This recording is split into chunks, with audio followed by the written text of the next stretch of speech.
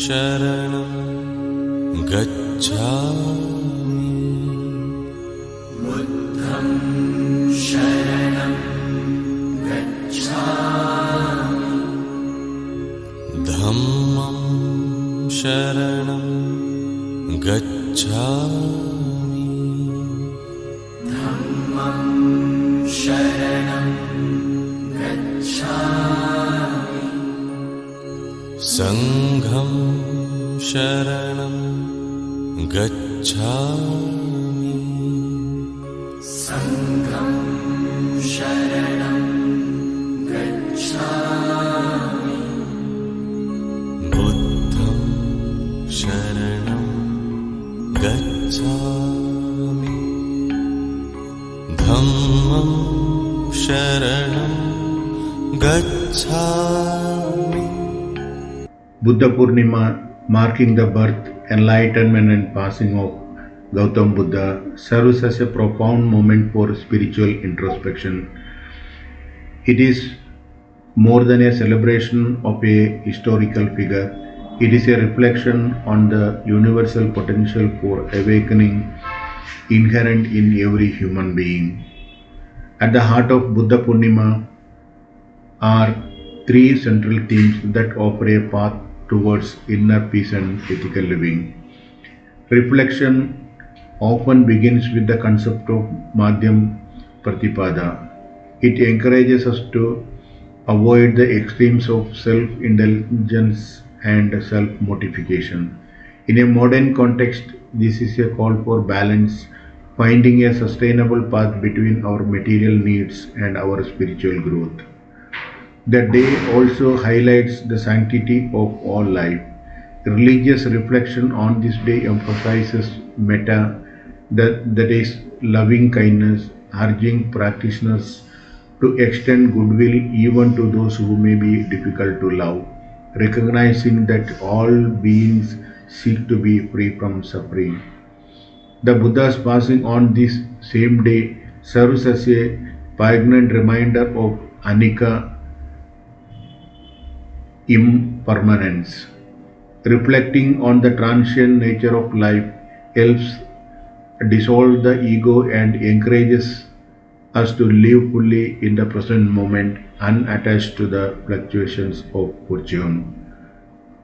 Many use this occasion to renew their commitment to Panchashila, which acts as a moral compass, practicing active kindness, cultivating a spirit of generosity, practicing discipline and respect in relationships, committing to truthfulness and words that heal, and also maintaining a clear and mindful state of consciousness.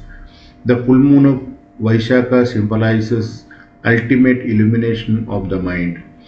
Just as the moon reflects the sun's light during the darkest part of the night, the teachings of Buddha are seen as a light that dispels the darkness of ignorance. Ultimately, the religious significance of Buddha Purnima lies in the realization that enlightenment is not a distant, unreachable goal, but a series of mindful choices made with compassion and wisdom every single day. Wishing you all a happy Buddha Purnima. Sangham sharanam gacchami शरणं गच्छामि धम्मं शरणं गच्छामि संघं शरणं गच्छामि बुद्धं शरणं गच्छामि धम्मं शरणं गच्छामि संघं शरणं गच्छामि बुद्धं शरणं गच्छामि धम्मं शरणं गच्छामि संघं शरणं गच्छामि बुद्धं शरणं गच्छामि धम्मं शरणं गच्छामि संघं शरणं गच्छामि बुद्धं शरणं गच्छामि धम्मं शरणं गच्छामि संघं शरणं गच्छामि बुद्धं शरणं गच्छामि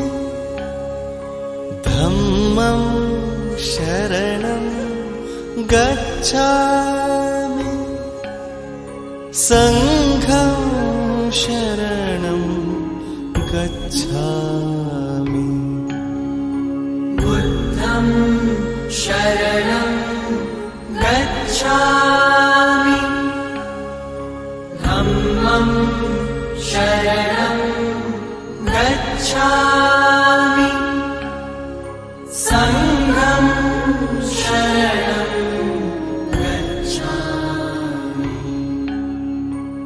बुद्धं शरणं गच्छामि धम्मं शरणं गच्छामि संघं शरणं गच्छामि